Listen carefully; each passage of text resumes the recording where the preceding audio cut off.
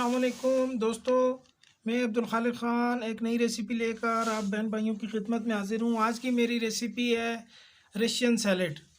तो उसके लिए ये मायोनीज़,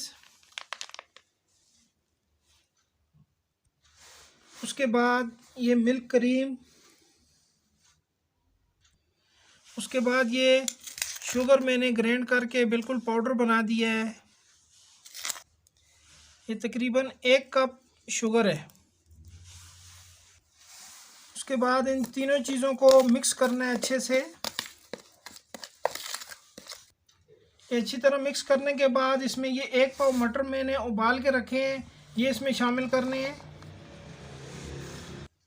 और ये 3 अदद आलू ये भी उबाल के रखे हैं, क्यूब्स की तरह काट के उबालने हैं उसमें। उसके बाद इसमें शामिल कर देने।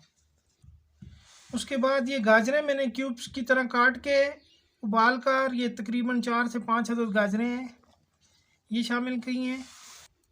उसके बाद ये सेब छीलने के बाद इसे छोटे काट कर क्यूब की शक्ल में तीन अदद सेब हैं, ये भी शामिल करूँगा मैं इसमें। उसके बाद इसको अच्छी तरह मिक्स करना है। उसके बाद ये 1 डब्बा मैंने पाइनएप्पल का लिया है, ये इसमें शामिल करूँगा। उसके बाद ये हस्बे जायका काली मिर्च, ब्लैक पेपर पाउडर।